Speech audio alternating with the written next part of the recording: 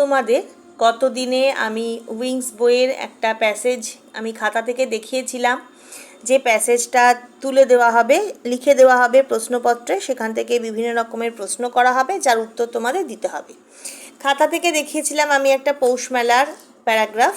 আজকে আবার বই থেকে দেখাচ্ছি ঠিক ওরকমই একটা প্যারাগ্রাফ, এই যে read the passage and answer the following question. ধরো এই প্যাসেজটা প্রশ্নে তুলে দেওয়া হলো, কিছুটা অংশ বা পুরোটাই দেওয়া যেতে পারে। তার এখানে যেমন রয়েছে আমি পড়ে দিচ্ছি, দেখো। Rivu is my brother, he has extreme love for aquatic animals, he wishes to travel on waterways with a boat owned by him. এগুলো সমস্তই আমি ক্লাসে তোমাদের করিয়ে দিয়েছি, তাও রিভিশন হিসেবে আমি তোমাদের আবার একটু করাচ্ছি।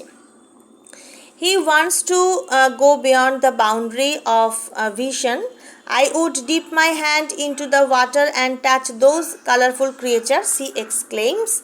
Never block, challenge, disturb or snatch an animal, father wants him. Millie, my sister, never wants to go to the waterways in fear of alligators. এই হলো প্যারাগ্রাফটা। এবার দেখো, এখান থেকে ধরো বলা হলো যে tick the correct alternative. Rivu is very fond of bird নাকি অ্যাকোয়াটিক অ্যানিমালস? অ্যাকোয়াটিক হবে। He would love to travel waterways না ডেজার্ট? ওয়াটারওয়েজ হবে। Milli is afraid of fish না অ্যালিগেটর? অ্যালিগেটর হবে। তারপর দেখো কিছু প্রশ্ন রয়েছে, যেমন who has extreme love for the aquatic animals? Rivu has extreme love for the aquatic animals.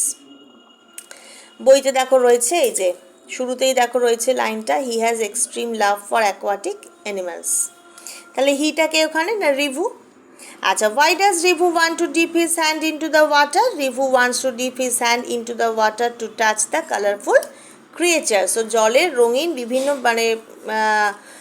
সমস্ত প্রাণীদেরকে, জলের যে প্রাণী তাদেরকে স্পর্শ করার জন্য ওর হাতটা জলে চোবাতে চায়, জলে দিতে চায়।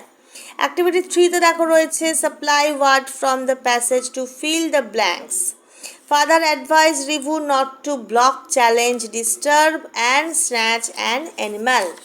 দেখো কোথায় আছে, এই যে ফাদার যে ওয়ান করেছিল না ওকে, এই যে never block, challenge, disturb or snatch an animal, father one same. তাহলে এটাই লেখা আছে এখানে, খানিকটা ওয়ার্ড লেখা আছে, কিছু মানে সেন্টেন্সের অর্ধেকটা পোর্শন লেখা আছে, বাকিটা তোমাদেরকে ওই প্যাসেজ থেকে খুঁজে নিয়ে তোমাদেরকে লিখতে হবে। তাহলে এইরকম ধরনের বিষয় যদি থাকে হাফ ইয়ারলি আর অ্যানুয়াল পরীক্ষার প্রশ্নপত্রে, তাহলে আশা করি তোমরা নিশ্চয়ই করতে পারবে, কারণ ব্যাপারটা খুবই সহজ। কারণ মানেগুলো তোমাদের ক্লাসেই সমস্ত পড়িয়ে দেওয়া, বইয়ের থেকেই তো দেওয়া থাকবে, ক্লাসেই পড়িয়ে দেওয়া আছে, সুতরাং মানে বুঝতেও অসুবিধা হবে না। আর সমস্ত উত্তর ওই প্যাসেজের মধ্যেই আছে, খুঁজে নিয়ে শুধু লিখতে হবে, ব্যাস। তাহলে এইভাবে তোমরা তৈরি করবে পড়াটা।